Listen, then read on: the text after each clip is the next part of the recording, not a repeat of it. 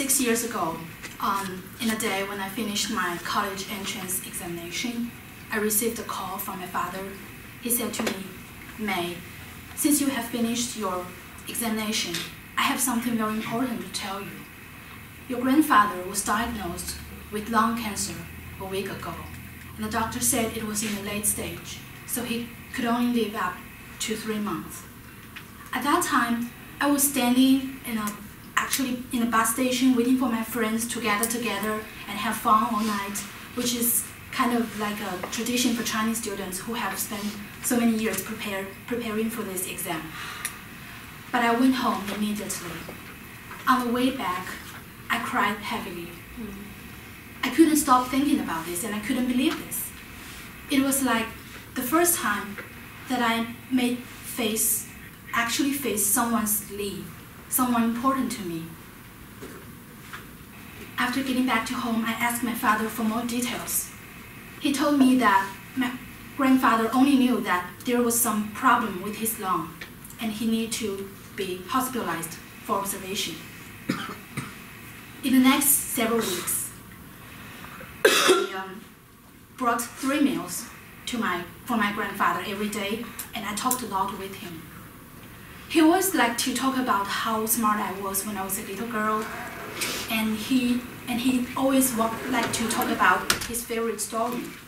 When we were having picnic in the park, he went to buy an ice cream for me, and I hid myself, and he couldn't find me after he came back because he thought I was taken away or kidnapped by some bad guys.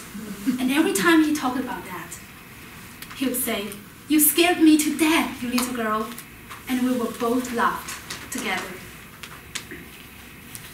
Then my grandmother told my grandfather about his cancer. I wasn't there then. My father told me, after hearing this, my grandfather just signed. I didn't know if he knew that before, but things began to turn bad soon. In the next 2 months, my grandfather's condition became worse. He sometimes will lose his consciousness, and his weight fell sharply.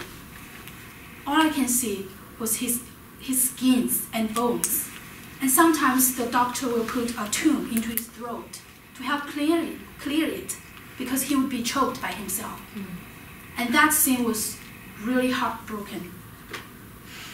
At that time, my exam result came out. The grade turned out to be a good one from my family members' view, but it is far below my expectation.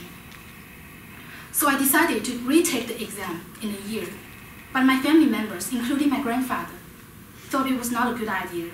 There's too much risk because the competition was really fierce in China. They thought I should go to Sichuan University, which is in my home city, because it is good enough for a girl to find a steady job. But I didn't want to. I wanted to go to Beijing and experience more. At that time, my grandfather, he always liked to say that he wanted me to study the clinical medicine major and become a good doctor. I didn't want to disappoint him, especially at that time. But I also wanted to follow my heart. So I told the biggest lie in my life so far. I went to the hospital, I sat by him, and I told him, I promised I would go to Sichuan University. I even showed him the admission letter, which I actually received, but I didn't go later. Actually, at that time, he couldn't speak too much. So after hearing what I told him, he just grabbed my hands and said, "Congratulations." 4 days after that, my grandfather left, and I was heartbroken.